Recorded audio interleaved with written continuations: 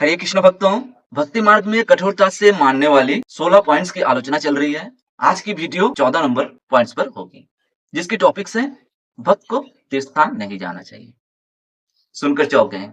कहने का ये मतलब नहीं है तीर्थ स्थान जाने में कोई मना भी नहीं है, पर हम मन में जो भाव बना लेते हैं कि तीर्थ यात्रा करने पर ही मुझे पुण्य मिल जाएंगे या अपने इष्ट देव की कृपा मिल जाएगी, ये संपूर्ण गलत धारणा है। क्योंकि हमारे पुण्य या उनकी कृपा ये संपूर्ण निर्भर करती है हमारे ही शुद्ध कर्म पर। अपने इष्ट के ही बोलो या भगवान के ही बोलो, कभी ऐसे भाव से नहीं जाना चाहिए कि वहां जाने पर मुझे उनकी दर्शन होगी। किसी पुजारी में इतनी सामर्थ्य नहीं है कि वो भगवान को एक जगह पे बांध कर रखे। ये तो किसी भक्त की भाव होती है जो उस मूर्ति में भी साक्षात दर्शन कर लेते हैं।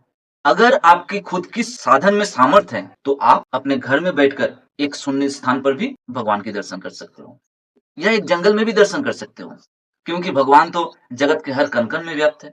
फिर इसके लिए मंदिर ही क्यों और तीर्थ यात्रा ही क्यों?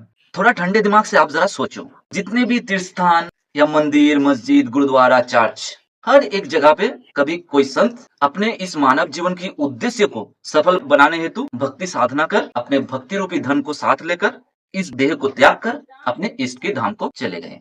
फिर उनके साथी और अनुगामियों ने उनकी याद को बनाए रखने के लिए उस जगह पर एक स्मारक बनाकर रखे।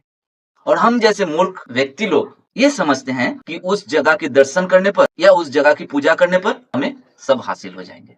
उस संत की जगह की पूजा करना कोई गलत नहीं, पर इस बात को समझा करिए कि वो सारे धार्मिक स्थान हमें एक मैसेज देते हैं कि उन संतों ने अपनी भक्ति साधना को मजबूत कर अपने मानव जीवन के उद्देश्य को सफल बना गए हैं।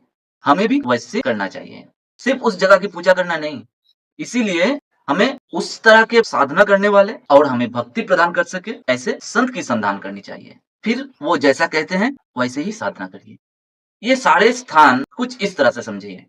कभी वहां पे एक हलवाई रहा करते थे। वो बड़े ही स्वादिष्ट जलेबी और मिठाई बनाते थे।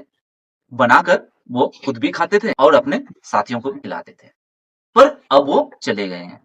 अब तो वहां पे ना हलवाई रहे और ना मिठाई, पड़े है सिर्फ चूल्हा।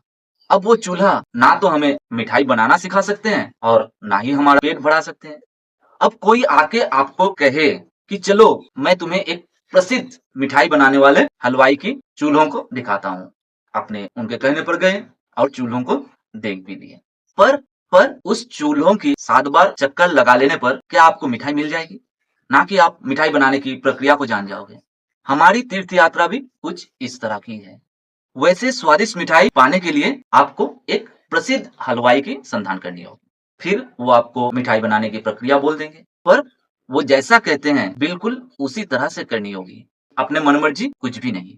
ठीक उसी तरह तीर्थ स्थान की पूजा नहीं, वैसे संत की संधान करनी चाहिए, जिन्होंने शास्त्र अनुसार परमात्मा की भक्ति करते हैं और कराते भी हैं। फिर वो जैसा कहते हैं ठीक उसी तरह करते जाइए। अपने मन मुताबिक कुछ भी नहीं। एक दिन अवश्य ही परमात्मा की प्राप्ति हो। बोलो हरि बोल।